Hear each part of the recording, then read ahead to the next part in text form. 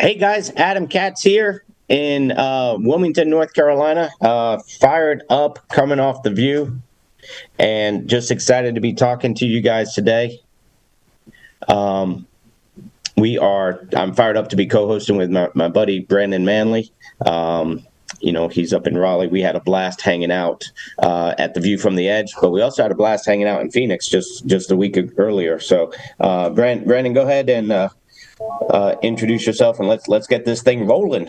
Yes, sir. Let's do it. My name's Brandon Manley. I live in Raleigh, North Carolina. Been with the business since 2019. And man, I always think about people in the transition from full-time to part-time. And I feel you. I know it's a scary jump, but I promise you, if you'll put the work in, like I love what that Nick Greco said, that if you put the work in, you can't fail, right? And so I'm excited to be here, excited to be doing this. I'm happy that you guys trust me to do this. And yeah, man, it's been a crazy couple weeks for us. I've seen a lot of you, got to hang out with you, pick your brain, and it's helped me out a lot. Just, that the Final Four was, the View from the Edge was phenomenal. And it was crazy coming off of that Final Four with that. And man, it was just such a blast. Like we got to stay there and watch, even though NC State didn't make it. Don't even start with me, cuz. And but man, it was a great time hanging out with you, Spencer, Andy, Jane, Meredith, Haley, and the baby Ada. And I had a great time watching it, and just the feeling that you had. It was like a lead up to A View from the Edge, right? Like that's how I felt about it. It was so incredible to see that many people, even people who weren't there to cheer on Purdue or UConn, showed up, and it was an absolute blast. The house we stayed in was unbelievable. It was just all around a great trip, and I'm just glad I got to spend some more time with you and pick your brain on some things, because right, you've been in the business longer than me. There's no way I'm too egotistical to not listen to somebody who's been in my shoes, so. I appreciate your time and the things that you told me about.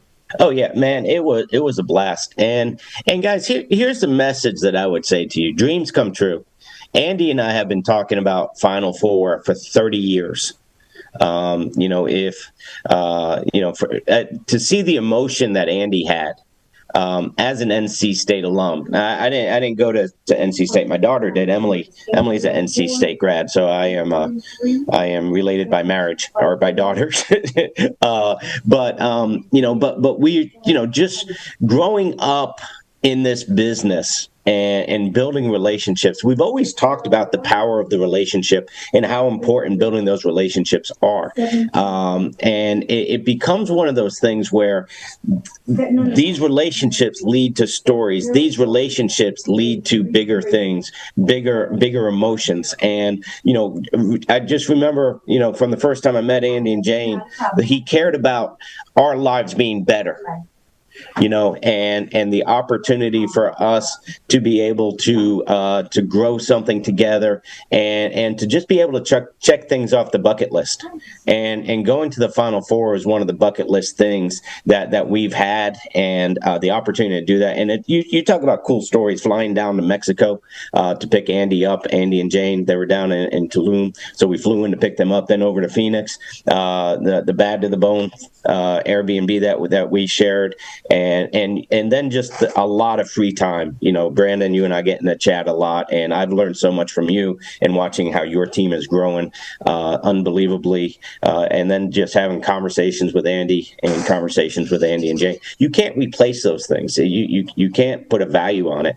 And then, going to the championship game and seeing 75,000 people getting excited about a basketball game, knowing we were going into the View, but just being able to picture one day the Alliance is going to fill a football stadium, and we're going to have 75,000 people getting excited about their future and their family and their results and their team. And, and it's going to be bigger and more important than the outcome of a college basketball game. That's what I envisioned while we were sitting in that arena. So it was powerful. And then we roll straight into the View. And man, what a powerful weekend last weekend was. Those of you who missed it, we missed you, but we had a blast and we learned a lot, and we took a lot of notes, ton of notes, and just an unbelievable experience that Andy set us up to have, Marcus Setta, the whole crew.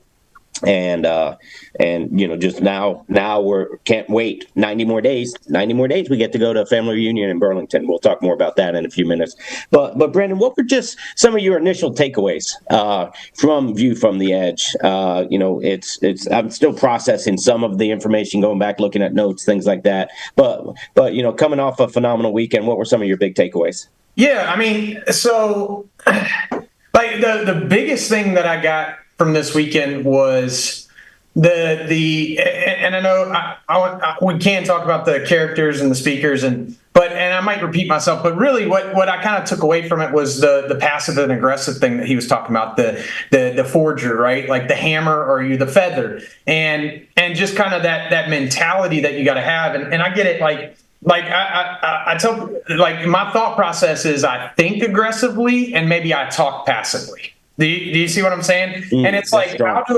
how do I, the thing that I'm talking with Aseta about afterwards, we were in the lobby hanging out. And that's another thing you guys got to understand is when you go to these events and you have an opportunity, like the leaders are hanging out somewhere. You got to get a hold of, you got to bend their ear. And so I did. I waited till he got done talking with the group and I was standing right there waiting for him. And I was telling him about this breakthrough that I had. And it's a fine line. I can't go from talking passively, thinking aggressively to thinking aggressively, talking aggressively right away, right? It's kind of like, but my thought process is on it. If I'm not more aggressive and I'm more passive, I'm going to be more liked, right? But why do I care so much about being liked, right? Like, here's what Aseta said to me when I was talking to him. He said, when I'm dealing with somebody, they get to choose if we're friends. I get to choose if they respect me. And I was like, I got to thinking about it, and I'm like, yeah, I think about like football coaches, it's like, I know Sean Boone didn't have it easy. I know when he messed up on a play, it wasn't like, okay, buddy, but Sean might have not liked his coach in that moment.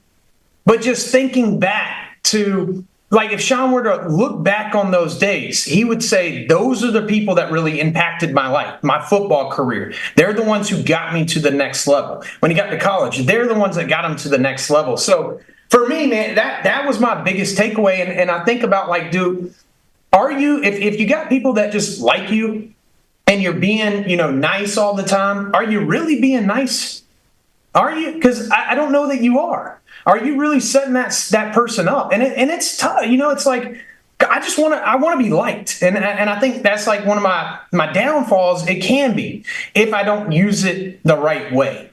And I've got to know in my heart what I'm saying to people is not going, what I'm saying to them is not going to try to hurt them.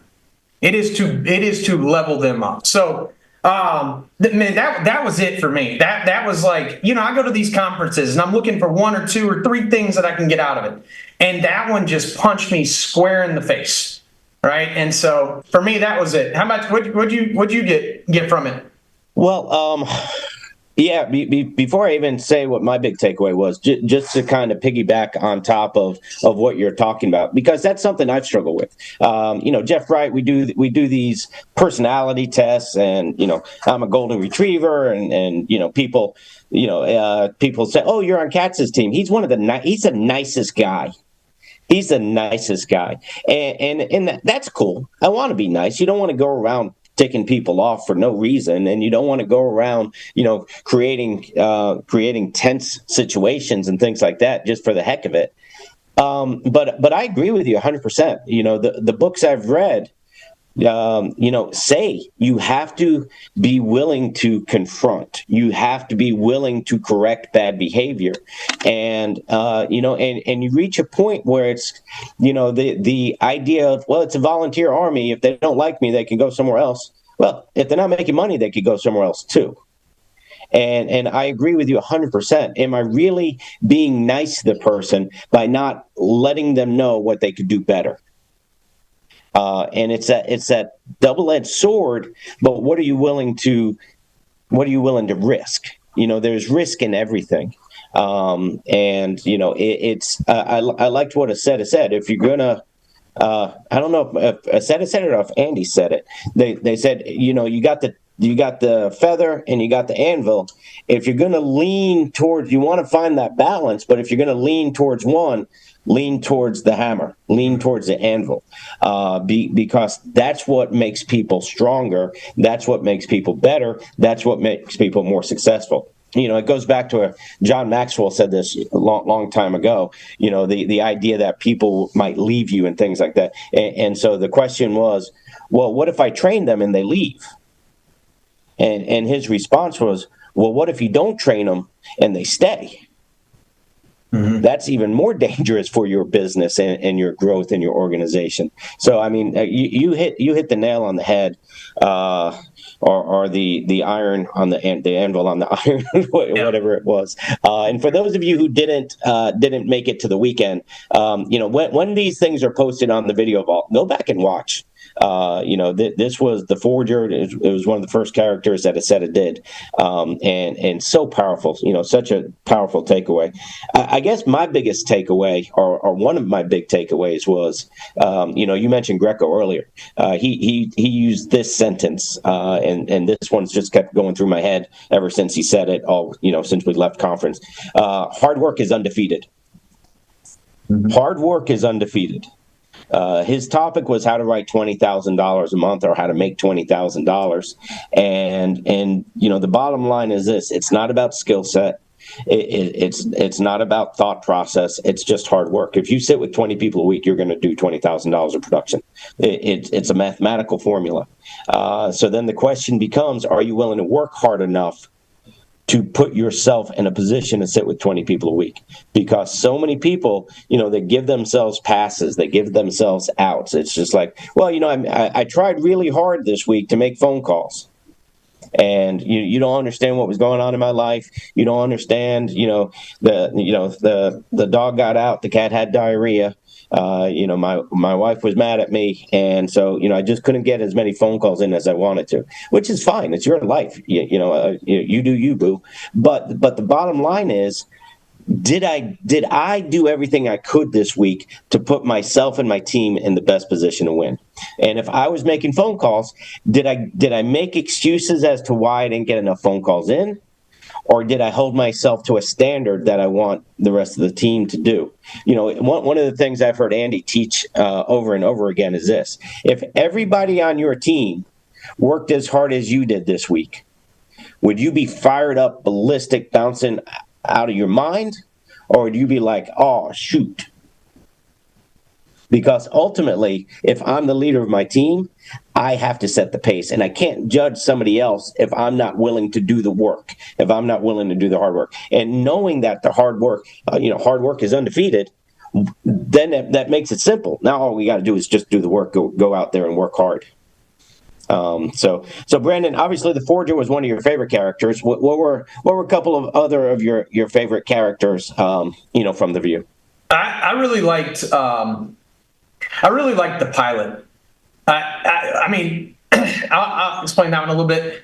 The pilot for me, it kind of to me went back to Fitz's talk, right? Because it's almost like if the way he explained it, imagine if a pilot didn't have gauges. It's not like they can see what's going on, right? So imagine if they didn't have gauges, and I think that applies in business and in life, right? Like, what do you want in life? Like, I'm not even talking business. Like, what do you want in life? And then we got a coin on this. What do you want? How do you get it? And so in business, it's so important to have gauges on your business. And know what because you can't analyze something, right? What is that Andy always says? You can't expect what you don't inspect. Yep. Right. And so for me, I'm like, if you're not looking at your business, if you're not looking at how you're doing things, and even going back to Greco, like when you talked about Greco and hard work's undefeated, well, it all began with a goal, right? Like, what did he say? He said, I'm going to give this thing 6 months. And when you talk about the cat got out, the dog got out, stuff like that, well, the decision that Greco made was, I'm not going to let any of that get in the way in these next 6 months. So it was really a decision that he made, right? And then from there, he knew what he wanted, right? He knew he wanted 20K a month. And then, so this is one of his gauges, right? Like one of my gauges, I want 20 grand a month. I need to sit with 20 people and talk about insurance a week. So now he's got direction of what he needs to be doing to accomplish the things that he wants to do. And when you say hard work's undefeated, I mean, look at it, right? It's like, it's what separates the winners and the losers. Let me not use loser. The winners and the ones that don't win as big, right? Because I recruit a lot, right? And you just, and I'm not picking on anybody. I hope it's not taken that way, but you guys see it. I'm trying to swing a little bit, so I still got to kiss before I punch until I get that part down. Okay, so, but it's all a decision, and it's like, what are you going to let stop you from reaching that goal? Like the winners, they don't let much stop them, right? Maybe if their mom or dad dies, that puts them in a temporary hold for, a week to go deal with all that. But they're not letting things stop them, right? They know they've got a goal and they're going to go after it. So the pilot, and then also I really liked the Grim Reaper one, the one where he's talking, the things that hold you back, and kind of how like they don't matter like at the end of the day, right? Those things and just some of the things that he was bringing up in that talk, it makes you, here's the thing that I wish more people would do and I talk to people and they're like, who I was thinking about during that talk? You know who I was thinking about? This person. That talk, I hope he was listening. And I just always think about like the times that I've talked with Andy and the times that he's opened my eyes to know that I shouldn't. I can think about people on my team, but it's really me that they're talking about. Like you just said something that I'm like, I start analyzing myself, not my team. You said if your team worked as hard as you did this week, what would that look like? And so it just made me pause for a second, and I gotta look at what I'm doing on a day-to-day basis. Am I sticking to what I'm saying I'm going to do? Because if I'm going to tell other people to stick to what they're going to do, I got to do the same thing, right? So that the Grim Reaper one hit me. I mean, there are so many, right? I mean, you could the fishing, the gambler. The gambler is always a good reminder. We had done that one before. I don't know. That was like maybe the last family reunion when he did I don't remember when it was, but he did that, and it's just a reminder. Because I think a lot of people, they'll go and they flip 2s, 3s, 4s, and I hear it all the time. Like, I'm just getting burnt out with recruiting. And it's, you can't let that affect you. And he said, fall in love with the process of it. And Marcus Richardson says this too, when he's getting new people started. He tells them, don't focus on the results, focus on the process. And I think if we did that, we would stay more motivated. Right? It's like, where am I? Like, if you can think more long term, I think too many people think short term. What do you want in the long term? Because this week might not go as planned. Next week might not go as planned. But this month, I'm going to have a pretty good month. It's like that's the mindset of what it's got to be. This quarter, these next 6 months, leading up until family reunion. What am I doing today to make sure that family reunion is as much as I can get out of it? Right? So, I won't go into speakers yet because I wrote down some speakers too that I really like, but I'll let you talk too. Like the character, I want to hear what your favorite characters were as well because, these characters, it's a very educational but very entertaining way of doing it. And I love it. And there's a meaning behind everything. And, Mark, you'll break his character to get across his point.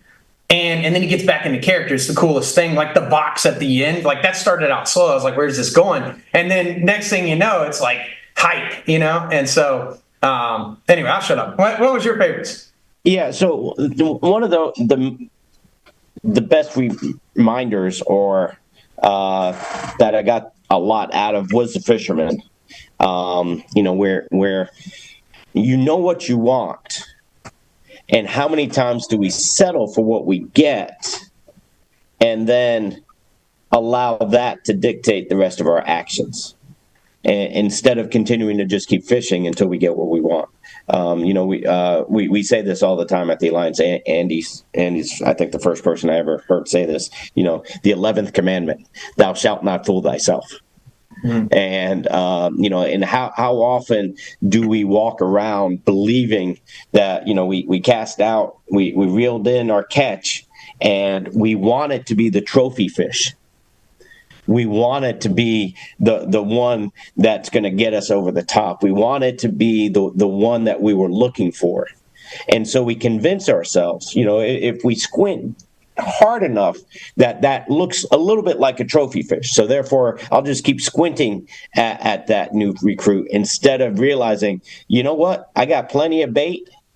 We got my job is to just keep casting the line until I find the person that we need to work with, instead of trying to take, somebody that's not going to be successful for whatever reason. Not everybody will win. Everybody can win at the Alliance. Everybody should win at the Alliance, but not everybody will win at the Alliance. And it's not our choice whether somebody wins or they don't win. All we can do, Andy says this all the time. You owe people two things. You owe them the opportunity, and you owe them an example. That's what we bring to the table. What I bring to the table for the people that I bring on board our business team is, here's the Alliance opportunity, best opportunity in the world, with the best leadership in the world. And I'm going to be the example that if you'll do what I do, I think you'll be okay. I think you'll be successful. And I need to hold myself to a higher and higher standard so that I know they'll be successful and I know they'll be victorious. And it was just such a great reminder watching Mark catch the different fish, catch the different things that he was able to catch, in terms of the snake and the turd and the starfish. It's easy to get fooled by the starfish. Starfish are good. Starfish are good. They look like a trophy fish, but then when you actually get deep into it, it's not what you're looking for. And it's okay to sort the people into categories that they choose for themselves. It's not that I'm picking. It's not that I'm saying, no, you're not this, you're not that. It's by their actions. We shall know them by their deeds. It's by their actions that they sort themselves. And, one of the big things that Aseta always says is this: work where you're deserved, not where you're needed. That is such a powerful thing. But it's, from an ego perspective, it's fun to work where you're needed because it gives us the ability to that savior complex that many of us have.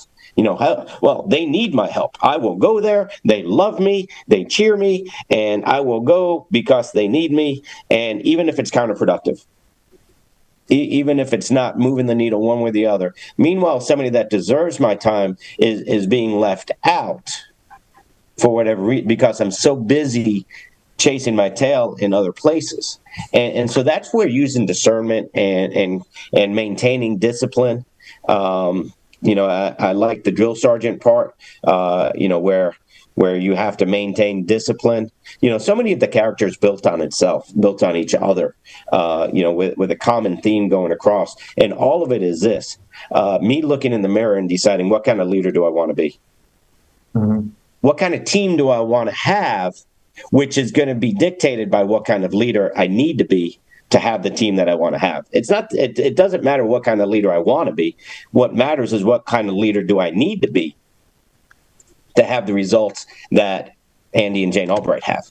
And that's a hard look in the mirror sometimes, because ultimately it's up to me to make those decisions. I can't, as much as we'd like to control everything around us, the only thing we can control, Andy said it in his book, Inside the Circle of You can control your attitude and your activity. Attitude and activity. Those are the only two things you have control over. Notice one of those two things is not what other people do, how other people think. It's like what you said earlier. I want to be liked. But one, that's not the most important thing. Respect, I think, is much more important. And then I can't control whether you like me or not anyway. It's amazing. You give to people, and, they take it for granted anyway. They don't even like you. They don't respect you or like you. And so, now you're over 2. It kind of goes back to the book,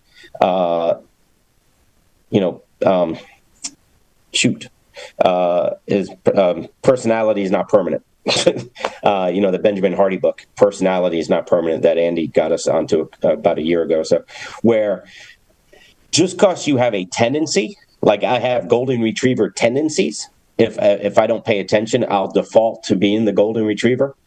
I get to choose what I am in any situation. That what your personality is what you want it to be. Andy talked about that. That was one of the most powerful things that he talked about, was he knew he had to change. He couldn't be that introvert, that he had to become what he needed to become to get the results that he wanted. And so I guess that's moving more into the speakers. One of the big things I got was Andy talking about making that decision. And it was a decision. It wasn't that, well, I guess this is how I am, this is how I'll always be. But making that decision to change, to be what he needed to be in that moment, to be the most, to help the most people. So that was one of the big things I got in terms of, I always loved listening to Andy Albright. I want to say this also, and then Brandon, I want to hear you talk more. It's so easy. The concept of familiarity, that we have access to Andy Albright. I need to remind myself, and I try and do the best I can, because I have such a long history with Andy. But I always remind myself, constantly remind myself, look at what this man has accomplished. Look at it. Get away from the alliance and just look at it. If this was Bezos or Bill Gates or one of these business titans out in the world that we don't know personally, and just look at the fruit on the tree and what Andy Albright has accomplished. The man's written multiple books. The man has built, he is a titan in the industry. Andy Albright single-handedly changed how life insurance was sold when he created the alliance, when he created this methodology of being able to pair immediate income with sales with the long-term value of building something. Taking if you go through the Kiyosaki quadrants, the self-employed sales quadrant and merging it with the business owner quadrant. Andy revolutionized it. You talk to anybody in the industry, and they talk about how things used to be before Andy came along and created the alliance and how we do business. You look at his success, you look where he lives, you look how he lives, how he travels, all of those things. The man has a life because he's accomplished and he's led people. And I think we lose that awe factor sometimes because, well, it's just Andy. And it's just like, no, it's not just Andy. Look what he's built. Look what he's accomplished. And, Brandon, for you, I couldn't imagine being related to him, and at the same time, because you have so much access. But I know you maintain that awe factor. You always have, and that respect of what he's created and the opportunities that he's given you and me and everybody else that's part of the scene.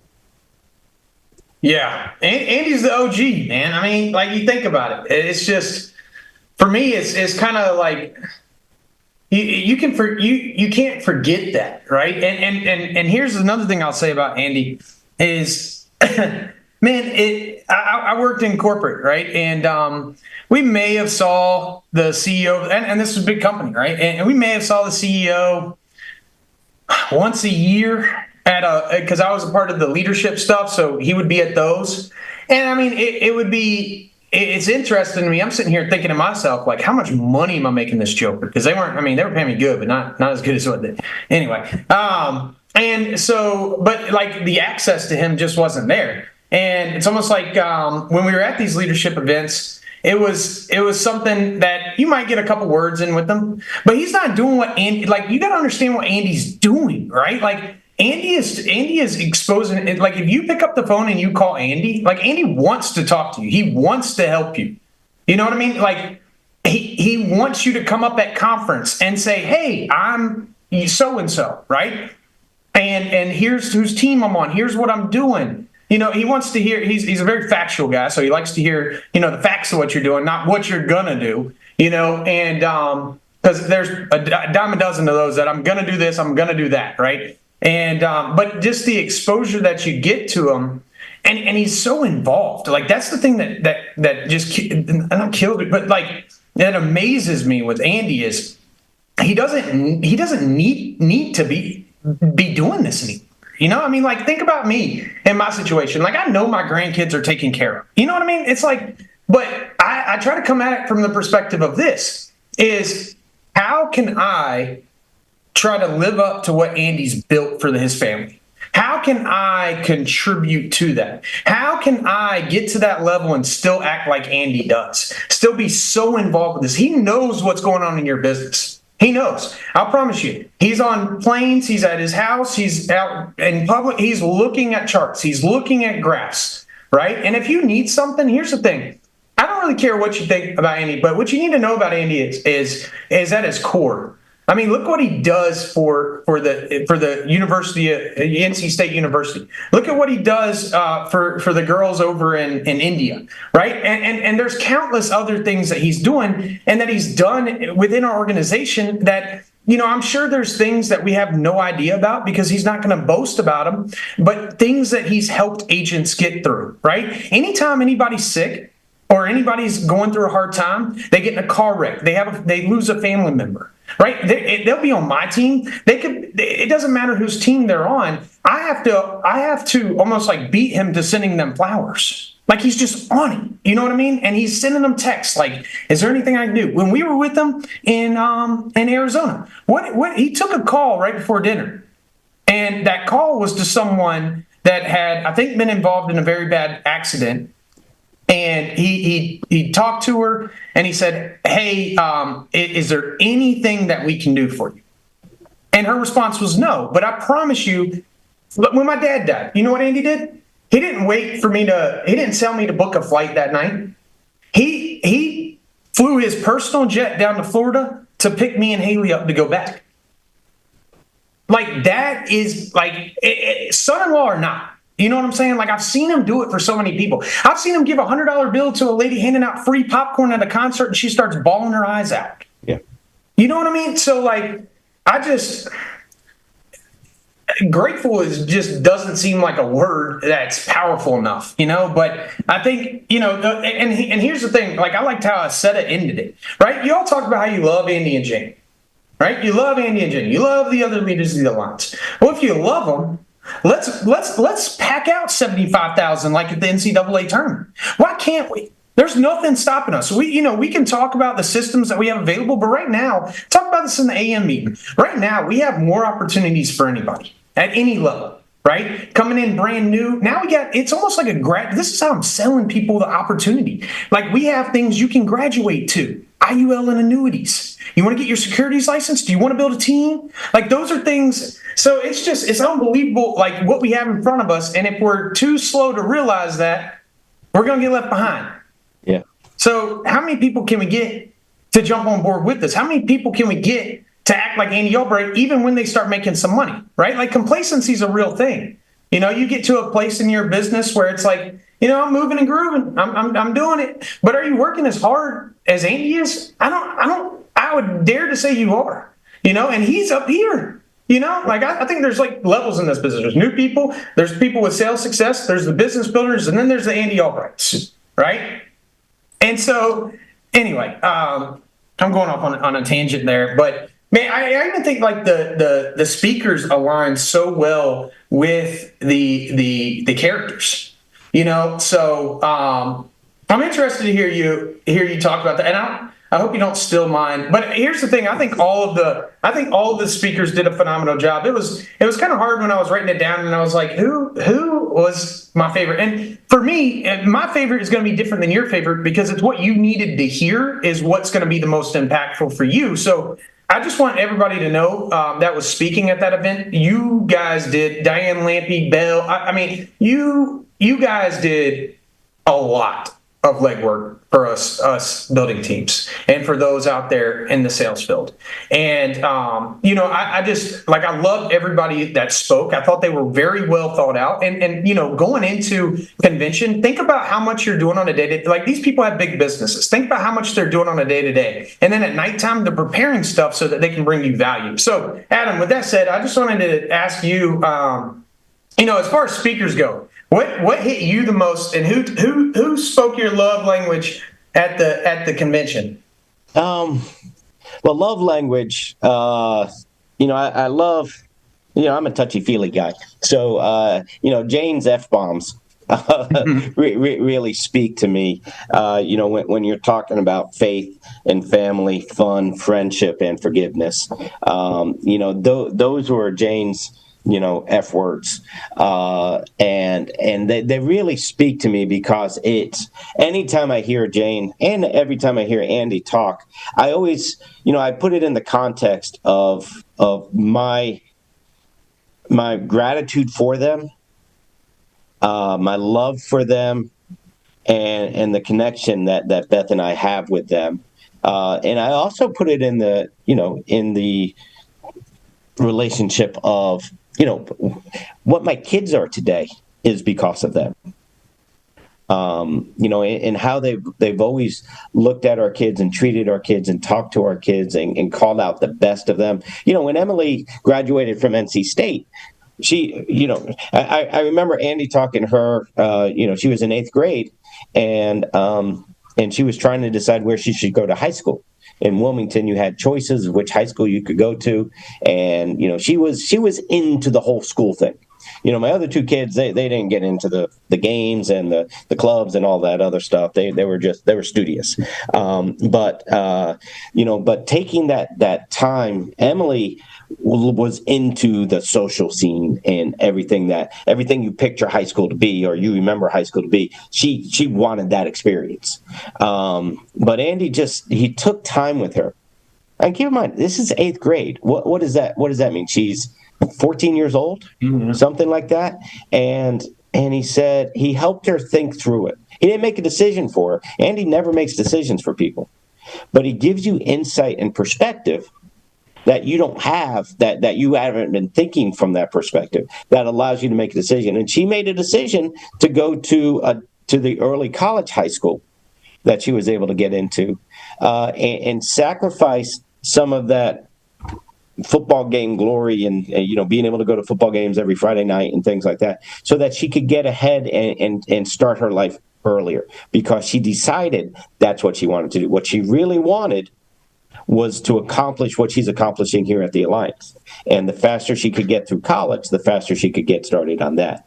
And so, I just appreciate the time that he takes, and he does it with so many other people. He doesn't just do it with me and Beth or with our kids. I see him take time all the time, and just how much his heart for kids is.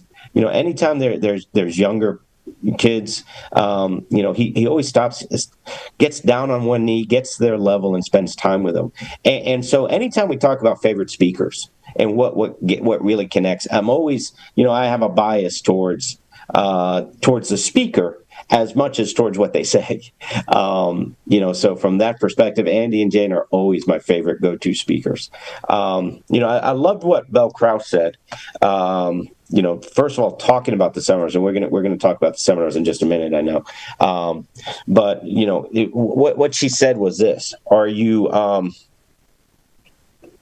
where is it? Are you dumb enough to be successful?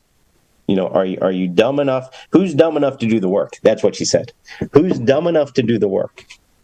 Because we walk around trying to think how not we. I'm talking about me. This is me. I'm not talking about anybody else in the Alliance. I'm not talking about anybody else in our business. Things I struggle with. I like to think I'm smart. We all have an ego. We all like to think that we've accomplished things in life. We've accomplished things in business. And then Belle poses a question like that: Am I dumb enough to just do the work? Because we know what the work will result in. We know that it gets results. We have a 22-year track record here at the Alliance of people winning. but sometimes we outsmart ourselves, and we figure out. I'm going to figure out shortcuts. The John Maxwell said this: the longest distance between 2 points is a shortcut. And we just got to kind of buckle in, strap in, and be dumb enough to do the work. So that was one of the big things, from the speakers that jumped out at me. Brandon, how about you? What were some of the big takeaways you got from the Alliance speakers? Man, I'll tell you what, man. Terry Edwards, you killed it again. You are one of the best speakers I've seen, my man. And I just love when he gets up there. Not only is he hype, he gets the crowd hype. And then Dream Team, baby, I'm telling you what. North Carolina, it's just insane, the energy that he brings. And I love it because, like, Terry flips the switch. And for me, when speakers do this, it really hits a nerve with me in a good way. And what Terry does is he's hyped, but when he gets into his emotional, his vulnerable points, he tells it how it is. He's so authentic, and it's so refreshing. And it's just like, I look at him and his team, I'm just like, God, man, how do I that is what you want, right? Like, that is what you want. And I think about, like, the emotion that, and you guys that missed it, you have to ask Terry, or maybe you'll just have to come to another event and listen to it. But, Terry was talking about a tough time he had in the business when he about quit. Actually, I think he did say he quit for about a day. And just, how, like, what Andy said to him. And I'm going back to my passive aggressive thing. Passive and aggressive, not passive aggressive. All right. So, and what did he say to Terry? He said, "Do you just quit when everything? Is this what you do with everything in your life? You just quit when things get tough?"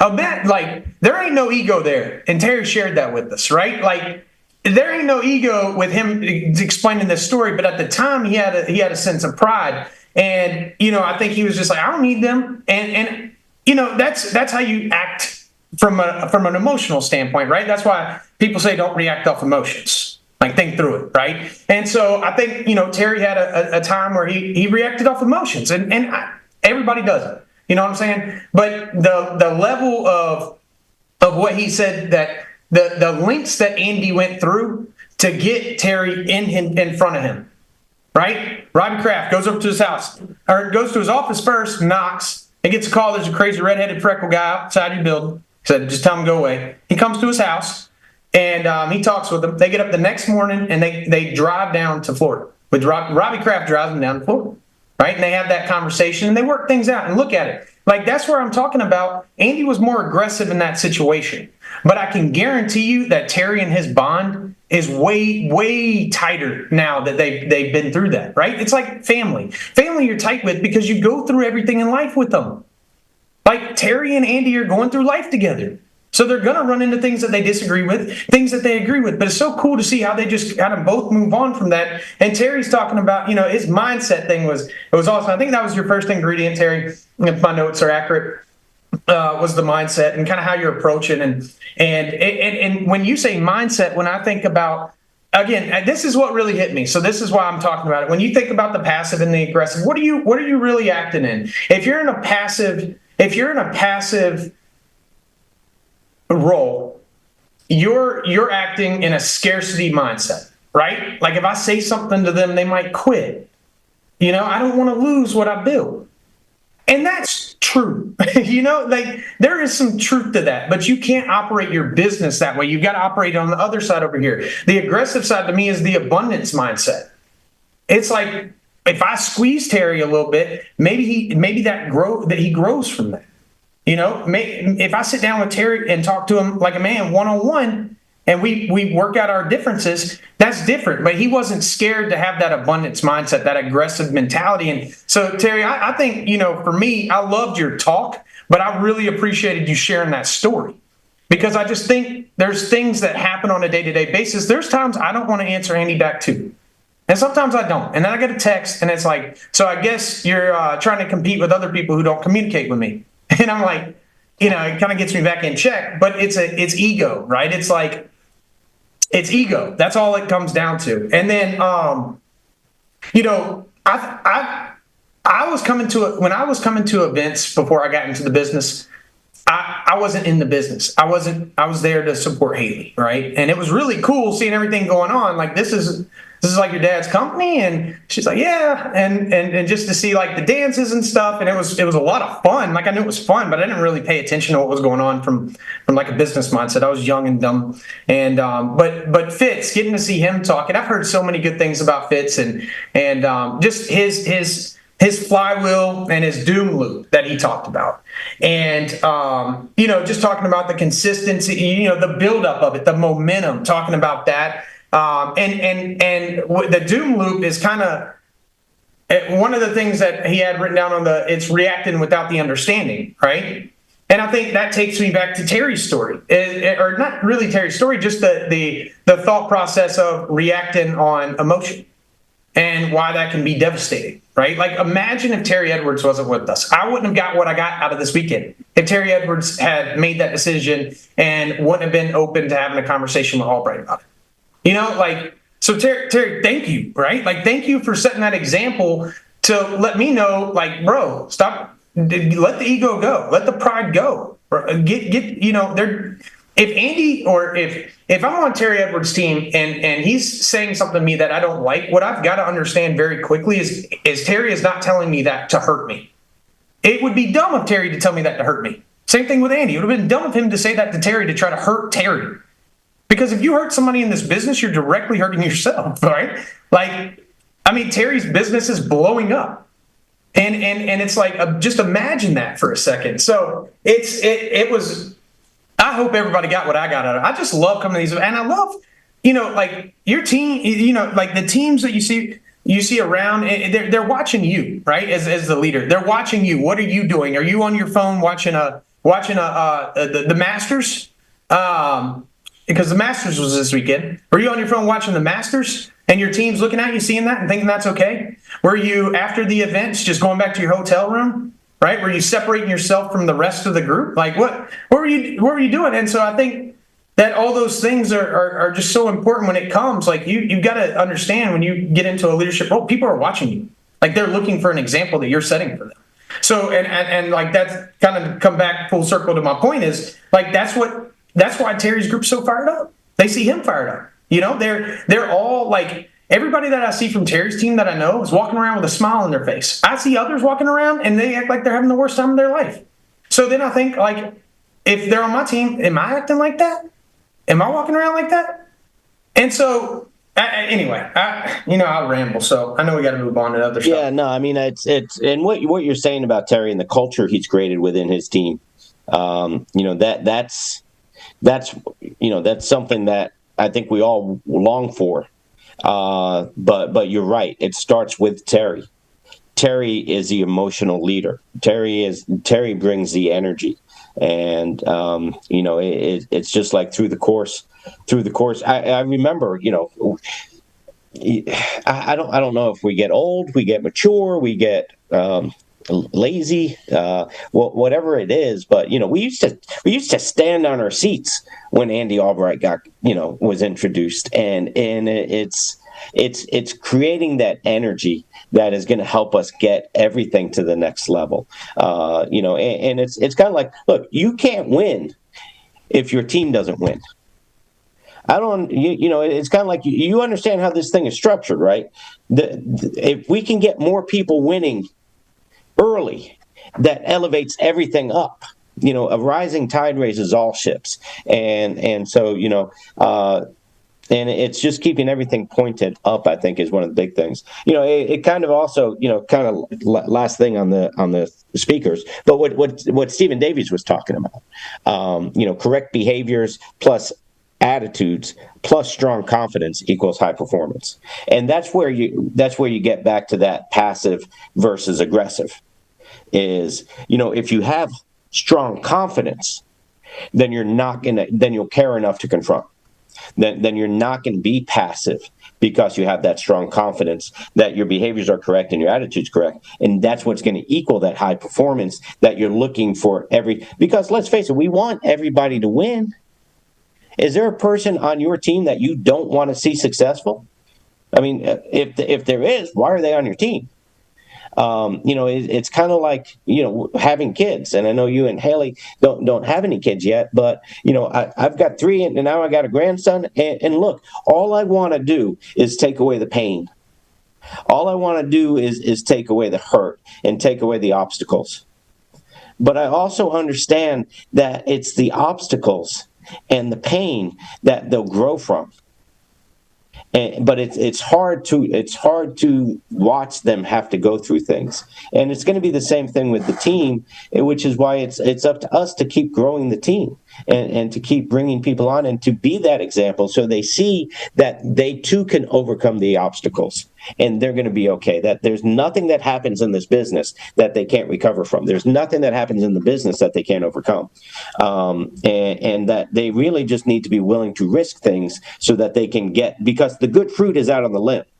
And then you get Belle Krause up there talking about her seminars and how she's doing the seminars, and it's just like, this is the next wave.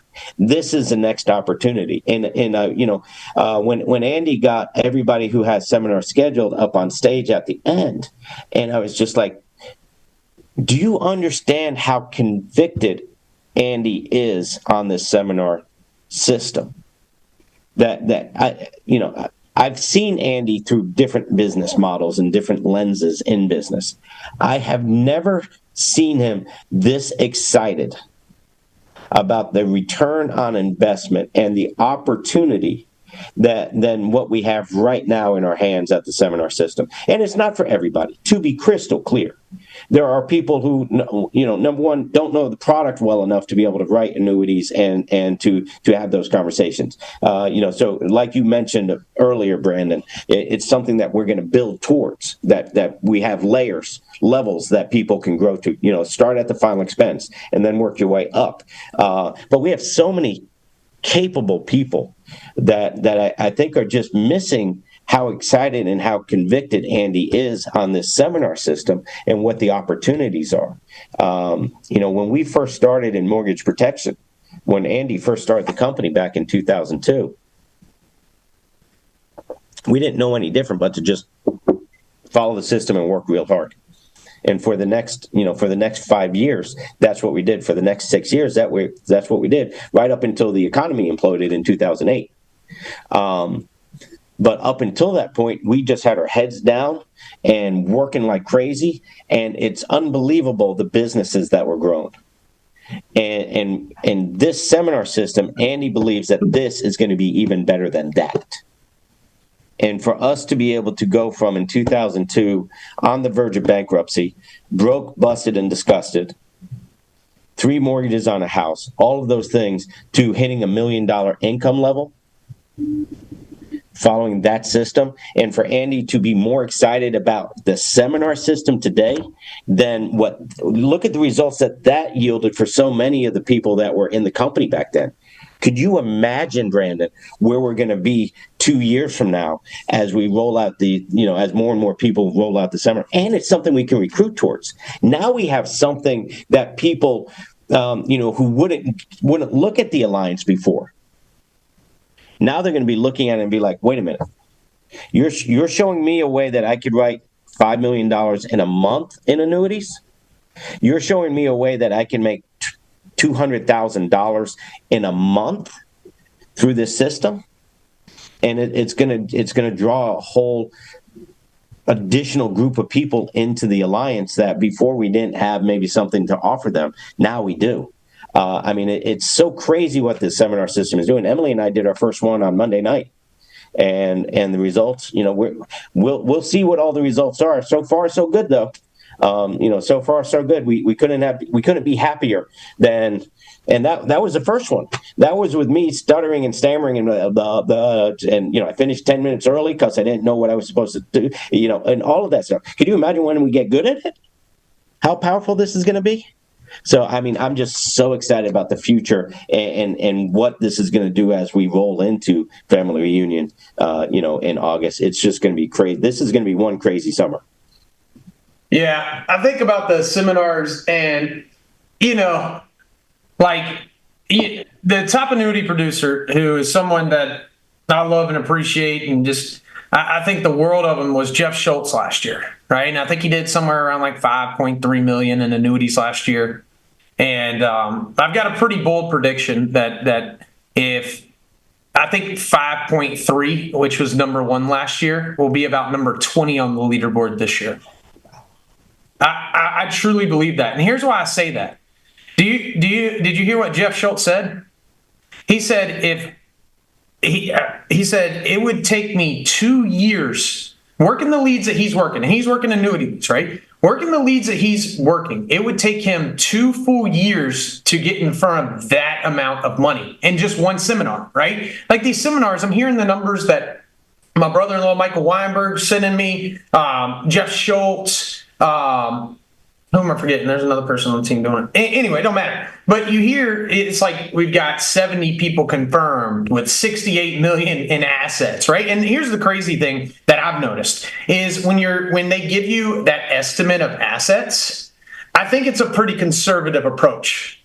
And here's what the first person that my brother-in-law Michael Weinberg sat down with was an attorney that had $6 million. Right? Like, I think you were telling me yesterday about somebody that you talked to that had around $10 million worth of assets. They lived over in bougie Landfall, if any of y'all are from Wilmington. You know, like these people got money. Nobody's coming for a trust seminar that has, $10,000 just chilling in the bank. They're not those type of people, like they've done well for themselves. So you're sitting down and what you said is true. Like it's not going to be for everybody. If you're in a stage in this business and that's somewhere you want to get to, I couldn't think more of you. If that's where you want to get to, I want you to get there too. But what you need to do right now is you need to start picking up education on that stuff. Read Patrick Kelly's books, right? Start learning, start talking to Chris Norris, I think Chris has a financial starter thing. I forget what it's called. But kind of gives you some insight on questions like Jeff Schultz actually did. There's on the video vault. He did an incredible presentation. He was a speaker at one of the events. I think it was Last Family Reunion, where he talked about the questions that he's asking people. But just think about that. Jeff had success. Last year was Jeff's best year in the business. His 3rd year in the business. And this year, I just can't imagine. He's got him booked out through the rest of the year. He's all in on it. As soon as he heard this, right? And think about this from a recruiting standpoint. Getting excited and starting to spit everywhere. But think about this from a recruiting standpoint. Financial advisors are out there right now, 25, 26, 42, 64, all age ranges. They're out there right now, and they have been busting their tail to find business. Busting their tail. Right? We had it. It was pretty attractive when we had it, when we were inviting them over and, hey, we'll host your securities license. There's agents. We have troops on the ground looking for money if you can help them out. That was cool, right? But now you've got a seminar system where they get in front of 70, 80, $100 million in one swing. You're telling me that you can't find an advisor out there who would be interested in that? Come on. And here's the thing is when you're going to do these, the trust, from what Bell and my brother-in-law tells me, they sell themselves, right? The trust sells itself.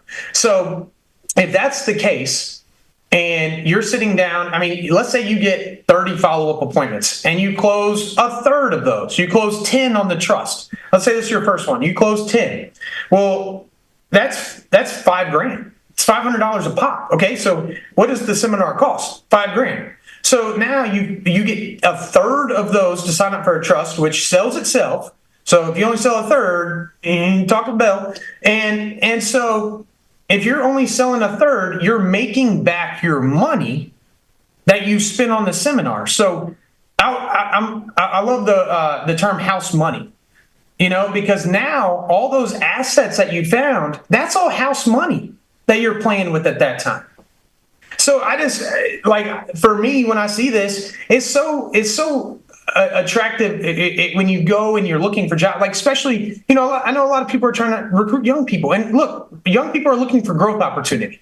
You know what I'm saying? So if you're looking for growth opportunity and you're not in an environment that has an option for growth, right? What does Mike Leventovich call that one company? Knuckle dragging Neanderthals. or something like that. They sell one thing, it's final expense, and that's all they sell. They don't sell Medicare, they don't do annuities. So there's no progression with that company. Who's attracted to that? Okay, even if they are attracted to it, after about 2, 3, 4, 5 years of doing that with no upward mobility, they're going to start looking for something, right? Especially if they ain't making that much money. And so when you think about that from a recruiting standpoint, like these things that we're adding into our business, like we could even, I don't want to get off the topic, but like the IUL leads that we have now, Sue loves killing them. She loves them. And I'm talking the English ones. I know we talked a lot about the Spanish ones. She don't know Spanish. She's working the English ones, and she's doing phenomenal. And I just think about like all the different avenues that we have to recruit to, and it makes it that much more believable that in a matter of time we could have that $75,000 person room, right? And it just excites me, and I just get giddy about it because I'm thinking about my sister and Michael, and just the fact that his whole life could just, after this year of doing these seminars, and he did one at first too, and you notice what Bell said. Bell said, I was dumb enough to try. He was too. And he fumbled through the presentations and, trying to learn this stuff. But now he went into this next one. My sister, I talked to her yesterday. She goes, yeah, this one, it's just like him getting way more involved on the sales side, just the confidence he brought to it when he was talking. It wasn't Michael. That's what she said. It wasn't Michael. The confidence he brought to it. That for me is so exciting to see, one, the personal growth, but I'm expecting their bank account to explode with this. And it's just, how do you not get excited about this stuff? Like what did Gina said, if that don't light a fire up under you, you're a wet log. And then Terry was like, nah, you wet. And that's a fact. If you ain't getting excited about the seminars and all the things that we have coming into play, you wet. And ultimately it still comes back to fundamentals of this business. Ultimately with all the resources we have, there has to be a way to get people focused on moving forward, and picking their lane. I look at these seminars as just a phenomenal way to be able to fund the machine that will build our business. It's the seminars are going to be a huge part of our business, but it doesn't change the business model of what I want to grow. I want to have, 200 people come to conventions. I want to have 20,000 people come to conventions. I want to have a convention center of just Team Impact, of just the Katz team. You'll have a convention center of the AMG group. Dream Team's going to have their own convention center. Riddle Nation, Davies Nation, they're all going to have their own convention centers because we now have the opportunity and we have the funding that we'll be able to grow it like never before. We gotta get back to that passion. We got to get back to that awe that we had the first time we saw this, and we saw the possibilities. It was, what if it does work like that? So many times people are like, well, what if it doesn't work? Well, what if it does? What you mean I can hire a bunch of people and I can coach them and I can help them be the best versions of themselves. I can give them hope back in their life. I could take somebody who was on their knees praying to God for an opportunity for something to change in their life. People who are just wandering around, just living lives of quiet desperation. I have the opportunity to give them hope. I have the opportunity to get people out of poverty, to give them opportunity, to give them the shot. I have the opportunity to do all of these things. I can do it for myself. I can do it for my kids, and then I can do it for other people. And when we first saw this opportunity, and we saw the way we could grow a business, and we saw the way that we could change people's lives, and then our clients and how we're doing good for our clients, we're not selling some shill product that's causing harm to people. We're selling something that they need, something that their families are going to be grateful for us for doing. We have the opportunity to do those things, but I've lost the awe of it. I don't know about anybody else out there, but sometimes you get tied down into the mundane and you forget how excited you were at the beginning. You forget, how you saw that opportunity and you started dreaming again. You started dreaming again. I remember we had this couple in our business and they faded out. They faded out, but the guy said, I gave him his soul back. I gave him his soul back because I got him back to the Lord. And Marcus, how about Marcus Richardson Sunday morning? That's a byproduct. But what a cool byproduct. And then his spouse said, I gave her, it taught her how to dream again. They had given up on life. And we gave it back to them. But they lost the awe. And they faded out. And it's so easy to lose that awe. And that's why we lose the fundamentals of the business. The fundamentals are the fundamentals. It's 8 steps to success. There's only 8 of them. It's not like we got to master 48 different, Robert Greene has his 48 laws. It's like, wow, 48's a lot. I can't name all 48. I can name all 8 of the steps to success with the Alliance. The question is, can I live the steps to success with the Alliance? Can I live them to the best of my ability? And what I vowed to do, what I owe Andy Albright, what I owe my family, what I owe my team is to be a better example on the 8 steps. And one of the 8 steps is, attend all meetings, the association, and how important it is to associate, how important it is to be around people that you want to become like. You're never going to outgrow your self-image. The way to grow your self-image is to see yourself in a higher place. The leaders of this company will elevate you to a higher place, but you got to show up for that. I got to show up with the right mindset that I'm coachable, and I believe that I can hit those higher levels. One of the things that I've heard taught a lot is this. You need to be predictable, dependable, and defendable. One thing that I always try and be with Andy Albright is predictable. He doesn't have to wonder whether Katz is going to be at family reunion. I like that I can be. That's one less thing that Andy has to think about. He didn't have to wonder if I was going to show up to View from the Edge. I'm predictable. I strive to be predictable. I strive to be dependable. I strive to be defendable. The actions that I do, the words that I say, this is a big responsibility. Brandon and I do not take this lightly, that Andy has opened up his whole organization to us for an hour and a half. We don't take that responsibility lightly. And I want to be, I want whatever I do today to be defendable, that, hey, that I'm not causing any harm, and maybe I can help one person get a better track. And the way I'm going to get back to that is by putting in we're going to put in 15 new legs. We're going to put in 15 new legs. I love the organization I have. The organization I have is winning.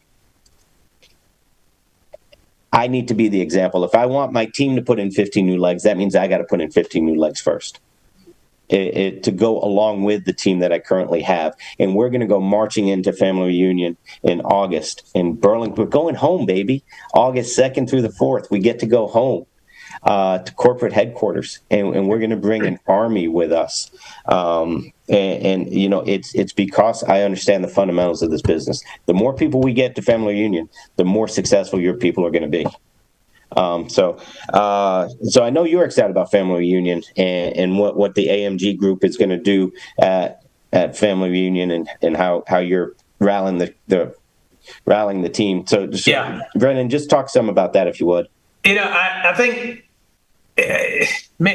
unbelievably excited. I get excited to come, right? Like I get excited to see everyone get around somebody that I'll learn something from, and I think that's what it's all about is what you get out of it. And it's the way, like the opportunity that we have, I live in Raleigh, and I know some of you guys that are local can attest to this, but when you're recruiting somebody and you have someone local, I'm very quick to get them to the home office. And the reason for that is because some people out there that you've talked to that have never been around an event, don't know much about the company besides what you've told them, how awesome it is, whatever you're saying to them, they still in the back of their mind, when they see that home office, it's all of a sudden like it's real like it's a real business to them. Like we know it's a real business, but when they see the home office, they see the whole operation, they see what goes down there, they just get this, there's a firmer belief that they have, right? So and here's the thing that and again, I'm talking to myself too, right? On everything I'm saying pretty much, but this one specifically. However, I know there's a lot of people out there that do the same thing that I do.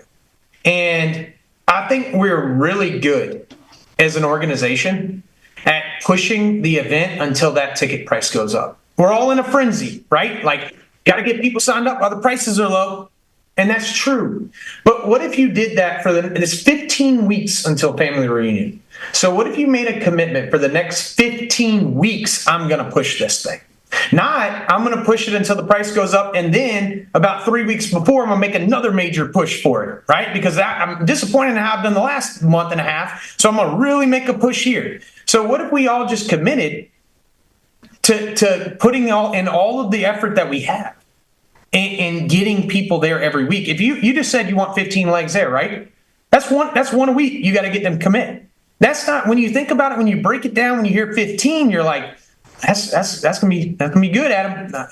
I'm proud of it. But when you actually break it down to week, that's one person a week, and that seems a lot more obtainable to somebody just starting out. Can you get one person to commit? The only trick is you got to talk to them about it the whole 15 weeks. You can't talk about it for the first 3 and the last 3, right? That's only 6 weeks. You missed out on 9 of them.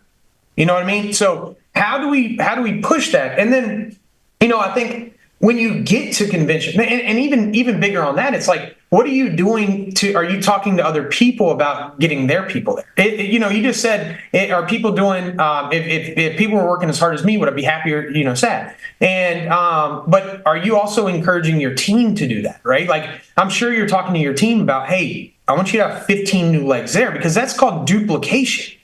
You know what I'm saying? Like, if I was I had Michelle and Ashley here on Monday. They stopped by the house and we were talking. And Michelle, she's committed to recruiting. I think it was about 60 people a month. Well, Ashley's on more on a part-time schedule. But what if she would commit to talking to 25? Now all of a sudden her organization is talking to 85 people. Now she can get some other people to do that. Same thing with tickets, right? What if I can get one more person on my team to commit to getting one a week? 1 a week. And I encourage you guys to partner up. Me, Jake and Beret, Brian Rojas, Michelle, and Mike Marisi, we decided to do a weekly call, hold accountability call with each other. Hey, how many did you get this week? You daggone right, we're going to be talking junk to each other, but it's all from a good spot. It's from a good place, and I encourage you to do that. And then when you get to the event, right? Like, and we'll talk about this when it gets closer. But what are you doing at those events? Like, the events for me is an opportunity to shake hands with new people. Like, I want to bring the people I'm excited about to Andy, because that's my upline. Like, all right, AMG, here it goes. I had people that had brand new people there that I didn't see the entire weekend.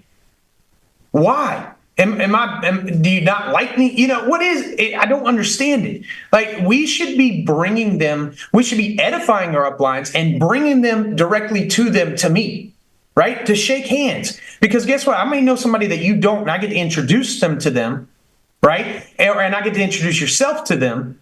And that's where you get the nuggets that you're looking for when you come outside of the events, right? Can we make it a known thing, please, throughout the alliance? When you walk up to somebody, don't just walk up and be like, "Hey, Andy." Like, there is a lot of people there. Can we just make it like a creed where when we walk up to people, you say, "Hey, I'm Brandon. Nice to meet you." Or, hey, I'm Brandon. Nice to see you again. We met here. Not, hey, Andy, I met you in Dallas. Oh, okay. Like, now you make it awkward. He doesn't know your name. And it's nothing like, it's not like he's up here and you're down here. It's just there's so many people. So can we make that a thing? But anyway, hey, better, even better than that. Hey, you remember me, don't you? Yeah, remember, and then they get mad at you when you don't. Right, and it's out of context. Like if I saw you in the city I first met you in, I probably do remember you.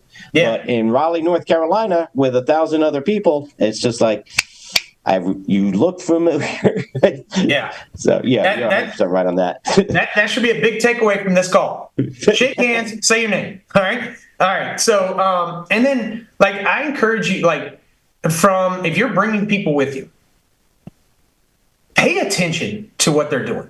Are they sitting in the hotel room during a minute? Are they out talking with somebody during a speaker talk? Are you out talking during a speaker talk, right? Because again, it goes back to they're watching you. They're watching what you do. But pay attention, who are they talking to? What are they doing? Who are they talking to? Right? If they're going up to somebody that doesn't have one of these or one of the other rings and asking them questions about building, I'm going to question why they're doing that, unless there's something that I don't know. Right. But I want them to talk to people who's actually going to have an impact on their business. Not because, what I've noticed is usually the people who do the least have the most to say. Does that make sense? So I'm paying attention to who they're talking to and I'm trying to direct them into the people that they need to meet. Carriers. I want them to meet the carriers because it never fails after a family or an event. Somebody will ask me for Roberto Silva's number. Somebody will ask me for Derek Weidenmeyer's number. Why would you not go up and meet that person? It's like this, right? So here we are. Here the underwriters are. We got this liaison in the middle. It's called a carrier rep. Derek Weidenmeyer is the one from Mutual of Omaha. We write a ton of Mutual of Omaha. You better know him. Roberto Silva. We write a ton of AIG. You better know him. We have situations pop up, and when you have a relationship with that person, now you got your liaison going to bat for you with the people who make the decisions. This is not rocket science. It is a very clear cut that you want relationships with these people, and do not don't be a jerk to them. Don't write them a nasty email. Good God, you need them. Make a friend before you need one. Well, don't make an enemy before you need that person. Don't demand stuff out of them. I'm always so when I'm talking to different lead vendors, when I'm talking to different carrier reps, I sat down with Roberto Silva on Saturday night and I probably talked with him for an hour and a half. I'm just he's my age. He's 31. I didn't know that. It's dude, I just built a relationship with him and he was texting me on Monday, and he's listening to me on things that I see happening that I would like to be fixed. But I'm not y'all need to fix this. This sucks. I'm hey, Roberto, have you brought this up? Has anybody brought this up to you? This is one of the things we run into with you guys. And if we could fix that, that would be great. I'm not sure if that's something that we can do, but I would love it if we could. And he's going to take that and he's going to go back to whoever he needs to talk to and he's going to get it done. So the networking part's huge for it, but I'm excited. Look at the speaker lineup that we got, we get to see Mike Guerra in pants for once. He's going to get up on I'm hoping he's not getting up on stage in shorts and a football, but he'll probably have his football, but he'll be in long pants. But there's some phenomenal speakers to speak. I'm excited to see the other half of Terry. Tia is going to be up there and Mia. Mia can bring some heat. Tia can bring some heat. So I'm excited to see them talk. And it's just, like I say, I'm always after, selfishly, I'm there for me.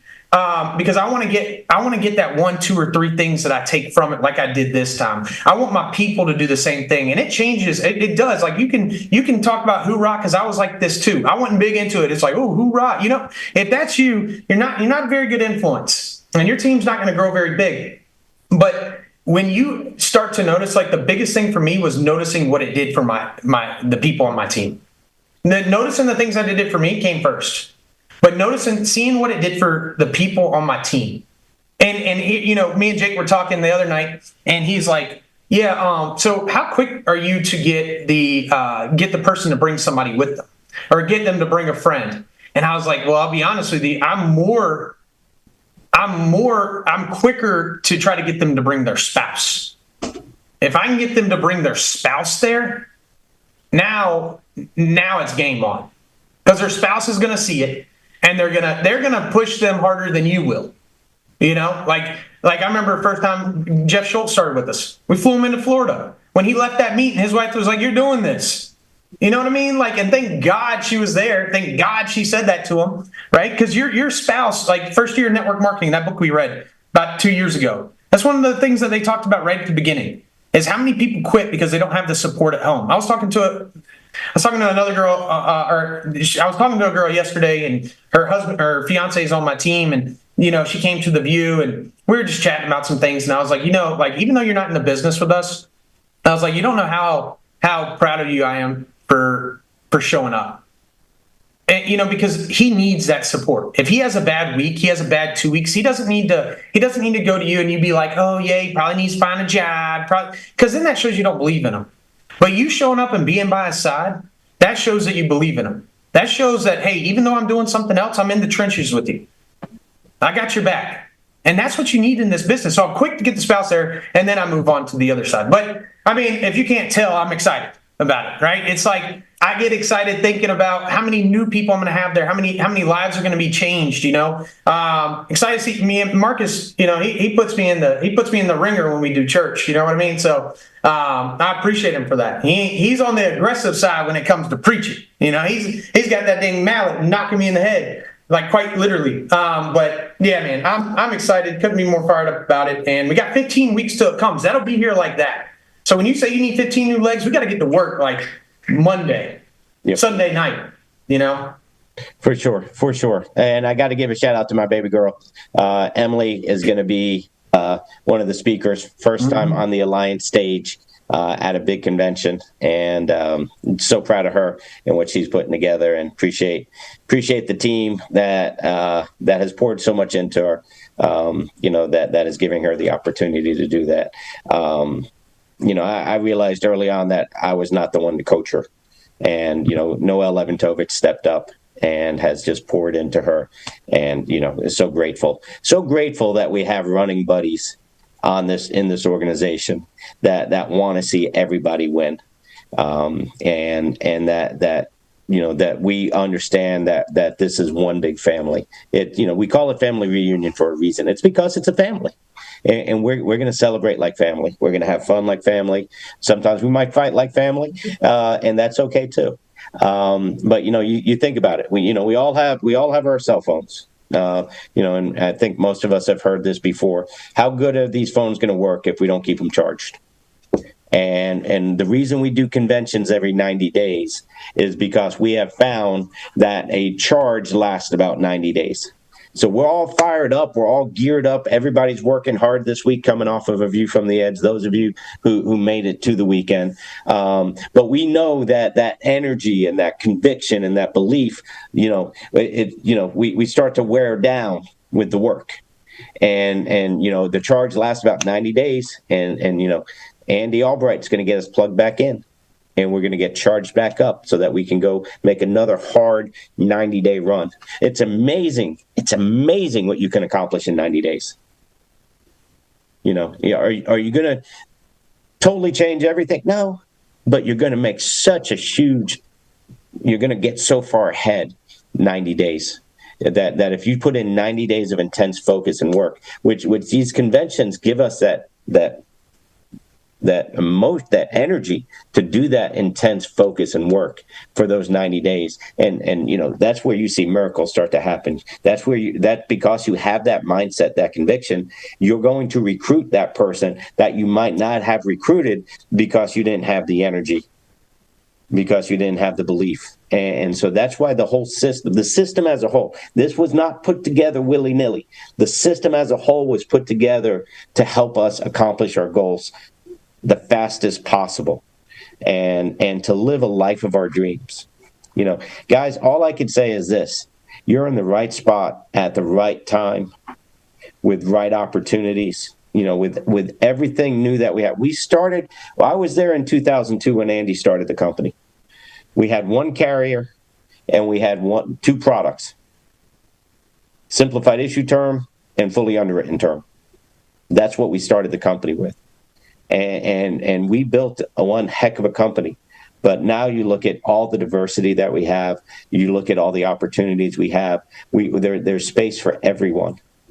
And now is the time. You're in the right time, at the right place, with the right people and the right systems. Go back to what Bill Krause said: are we dumb enough to do the work? Because hard work is undefeated. Brandon, wrap this thing up. Take everybody home. Man, all I got to say is phenomenal weekend. I mean, really phenomenal weekend. Phenomenal last 2 weeks for us, but really good weekend. And I hope you guys got something out of that as much as I did, because this one really hit me this time around. And you just never, that's why you continue to show up. You never know when you're going to get hit like that. And I think for me, my mindset, and I hope yours is I got to set that example, and I got to get someone to copy me, right? That's what I'm after. Set the example, right? And then I'm going to get someone to copy me. And it may be, as Jeff Schultz or Jeff Bright would say, you got old furniture, you need some new furniture. And it might need, I'm going to be looking for new furniture. And I'm looking for that one that is going to copy the things that I'm doing, that I'm copying from Andy. Because if I'm copying Andy and they're copying me, I know I'm leading them to the promised land. And so I'm fired up to see everybody. Hopefully this helped. We come on here, try to give you something to take away. So hopefully this helped you. But thank you, everybody, speakers, Mark Aceta, the Alliance staff, Jane and Andy, for putting everything together this weekend. Thank y'all so much. I know how much hard work goes into that, and definitely we need to recognize that. But excited. I know y'all are probably already planning for Burlington. So best wishes to you. But thank y'all so much for jumping on here today, and I hope y'all have a blessed rest of the day. Let's go kill it. Let's run these next 90 days. Y'all take care. Awesome. Thank you, Brandon.